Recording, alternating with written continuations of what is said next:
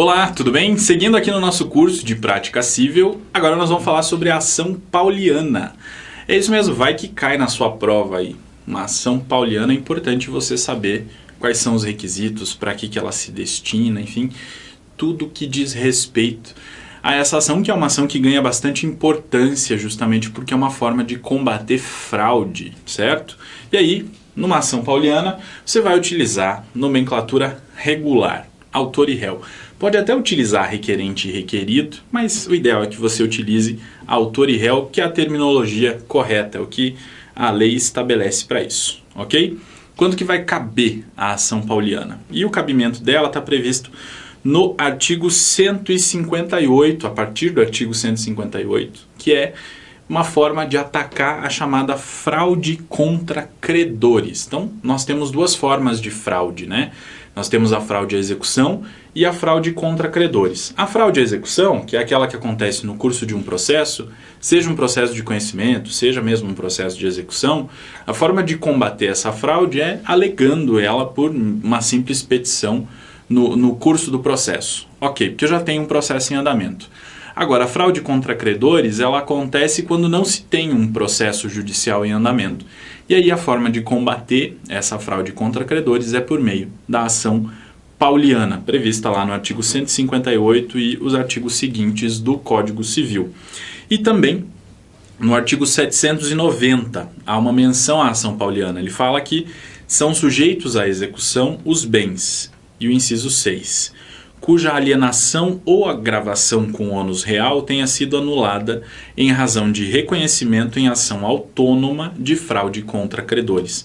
Essa ação autônoma aqui é a nossa ação pauliana, certo? Então, essas são as previsões legais aqui da ação pauliana. Agora vamos entender o que é a fraude contra credores. Já que nós sabemos o que é a fraude à execução, que é quando há a alienação de bens ou a agravação de ônus sobre bens que sejam objetos de um determinado processo e que resultem na insolvência do devedor ou do possível devedor, nós temos uma fraude à execução, desde que isso aconteça, obviamente, no curso de um processo, seja de conhecimento, seja de execução.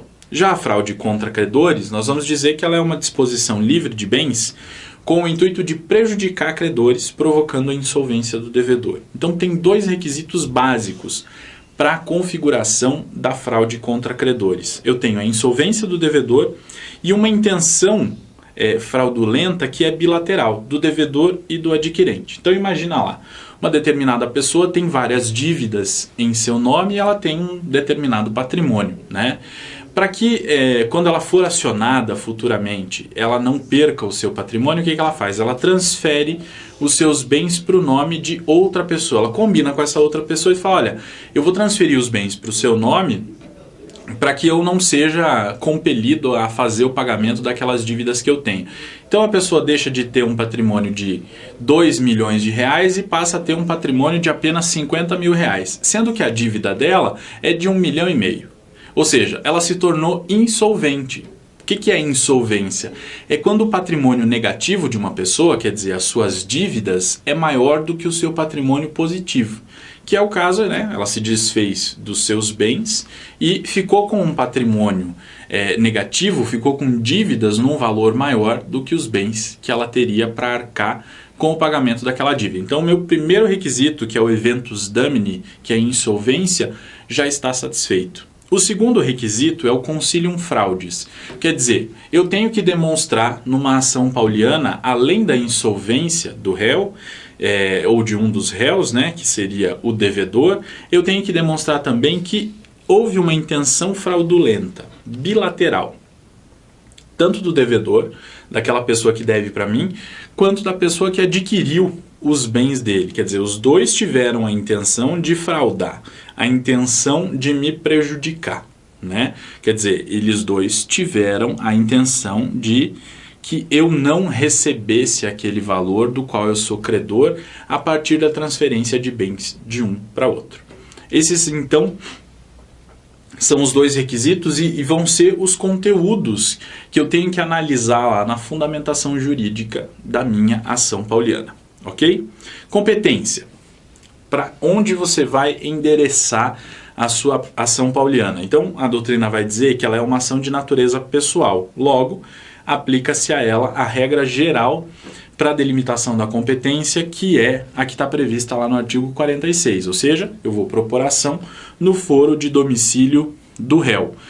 Se forem vários réus e eles estiverem em domicílios diferentes, daí a escolha vai ser do autor dentre os vários domicílios disponíveis. Ele vai escolher qual deles lhe pareça mais adequado e vai propor a ação neste domicílio. Ok? Então a competência é muito fácil de definir, vai ser pela regra do artigo 46, foro de domicílio do réu.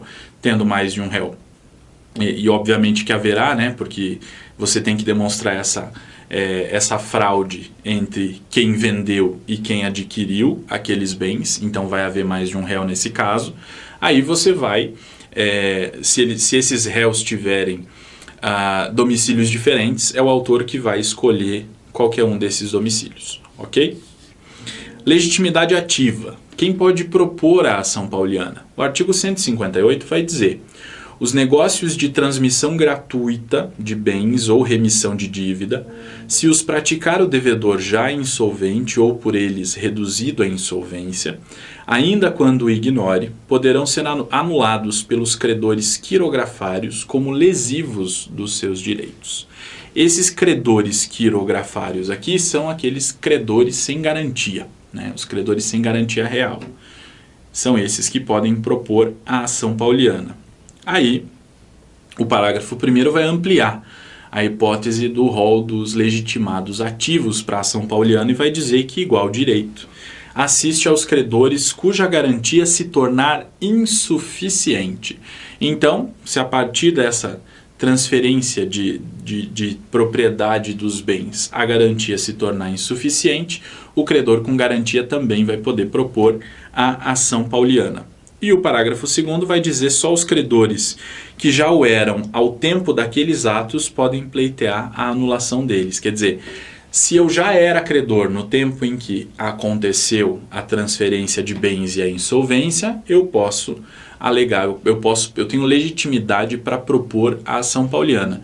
Agora, se eu me tornei credor da parte depois da data de ela ter feito essas transferências, aí não é possível que eu proponha a ação pauliana e nessa ação pauliana peça a anulação daqueles negócios jurídicos de transferência ou de transmissão de bens. Ok?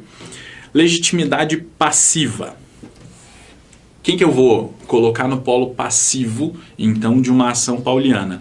O devedor, obviamente, o adquirente, obviamente, né? Porque aqui nós vamos ter, então, um litisconsórcio passivo necessário, né? Porque eu tenho que discutir a existência dessa intenção fraudulenta, então, que envolve tanto o devedor quanto o adquirente dos bens que o devedor, para quem o devedor transferiu os seus bens.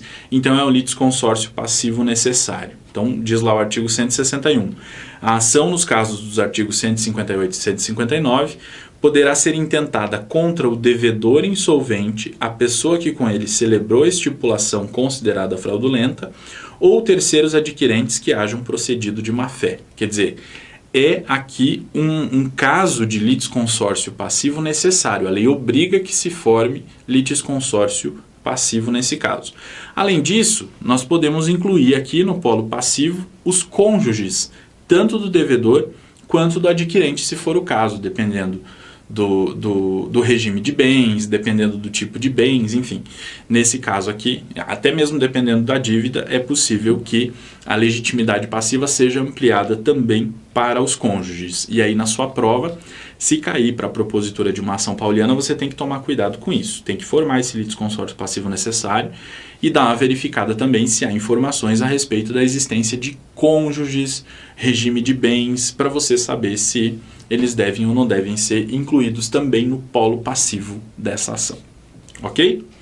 E aí, na petição inicial, como se trata de uma ação nova, né, você vai seguir aqueles requisitos previstos lá no artigo 319 e 320. Aqueles requisitos formais, normais de uma petição inicial. E aí vai ter que demonstrar aqueles requisitos específicos para a configuração da fraude contra credores, que é o eventus damni e o concilium fraudis. Então, na fundamentação jurídica da sua petição inicial, os tópicos do que você vai alegar são esses dois aqui, eventus damni e consilium fraudis. É isso que você precisa demonstrar para a procedência da sua ação pauliana. E aí o pedido. O que você deseja com uma ação pauliana é a anulação dos negócios jurídicos fraudulentos. Obviamente, você quer anular aqueles negócios jurídicos a fim de que, num processo futuro, numa ação de execução, por exemplo, você possa cobrar sua dívida e penhorar aqueles bens que haviam sido objetos da fraude contra credores. Por isso que você vai pedir aqui a anulação. E é por isso que você forma o litisconsórcio passivo necessário.